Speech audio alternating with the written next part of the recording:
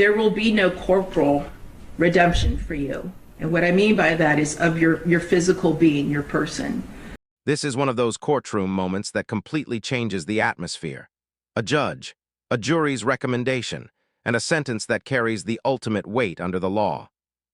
In this case, the court must decide whether the aggravating factors outweigh the mitigating circumstances, and the stakes could not be higher. What unfolds next is a powerful emotional sentencing that will leave the courter. Mr. Ritchie, I need you to stand and please approach the podium.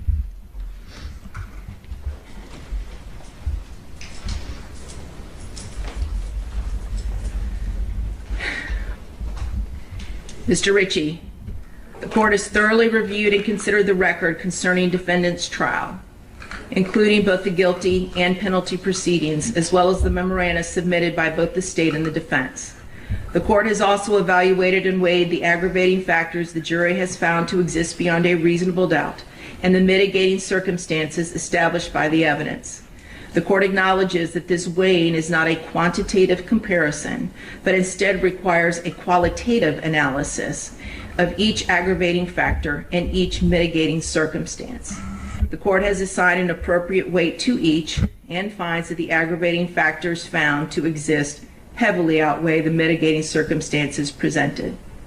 The court finds that the jury's recommendation to impose a death sentence is consistent with its verdict and is based on the evidence presented regarding the aggravating and mitigating circumstances. The court agrees with the jury's unanimous recommendation based on its own assessment of the aggravating factors weighed against the mitigating circumstances. The court finds that the aggravating factors substantially outweigh the mitigating circumstances and sufficiently warrant a sentence of death in this case. Therefore, the court finds that the sentence of death is the appropriate penalty the court should impose for the murder of 9-year-old Felicia Williams, as charged in count 1 of the indictment. Accordingly, as to count 1, for the first-degree murder of Felicia Williams, the defendant, Granville Ritchie, is hereby sentenced to death. Defendant shall be delivered into the custody of the Florida Department of Corrections at the Florida State Prison, where he shall be confined until a date certain selected by the governor of the state of Florida, and on that date, defendant shall be executed in a method provided for by the laws of the state of Florida.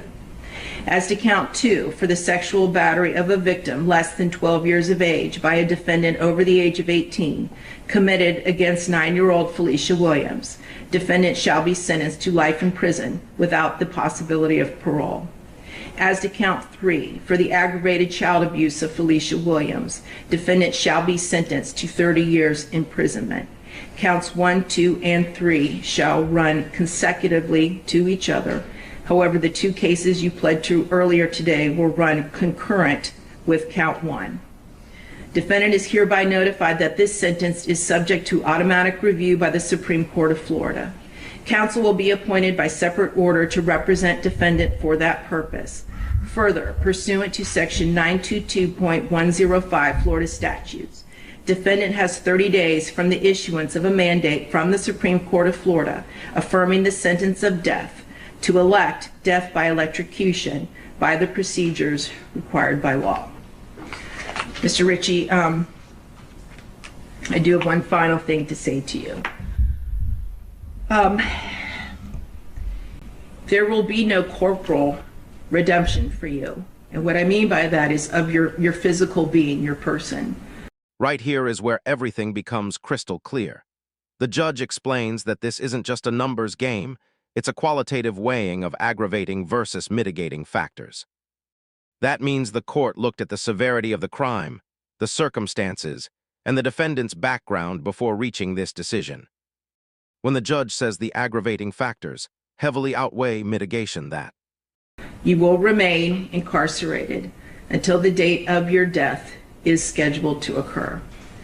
However, I do not know what your spiritual leanings are, and it really does not matter to me either way. I am very grateful that I live in a country where people can believe or disbelieve anything they choose, and that applies to you equally. However, if you do ever pray to a higher power, either now or at some point before the date of your death is scheduled to occur, and you truly seek forgiveness and redemption for the sins and the crimes you have committed, I hope that you are granted it. And I do still see the humanity in you.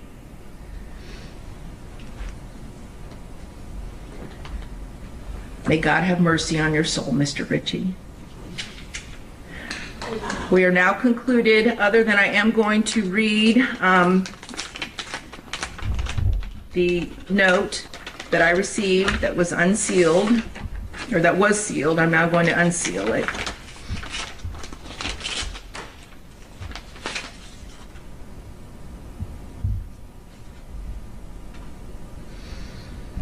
And it is a card, and it says, "I thank God as I remember you."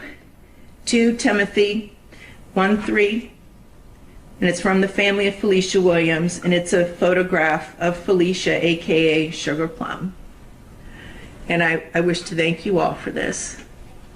God bless all of you. Thank you very much. We're now concluded. For purposes of the charges that you talked to today, the understanding was it was concurrent with everything? They are. Okay. I'm sorry. They are concurrent. As to each? As to each, yes, as to each and every count. Very good. And he has served more than the 5 years on those. Okay, very good. Very good. Introduce the count 1, 2, 3 to have been secretary? Yeah, And could stay concurrent with his other case? correct. Thank you. And Mr. Brunvon and Mr. Harmon, I do have conformed copies of the sentencing order, the original. This sentencing closes one chapter, but it also begins another, automatic review by the Supreme Court and the long legal process that follows. The judge's final words reflect both the gravity of justice and the humanity still acknowledged in the courtroom. Cases like this raise difficult questions about punishment, accountability, and redemption. If you found this breakdown insightful, make sure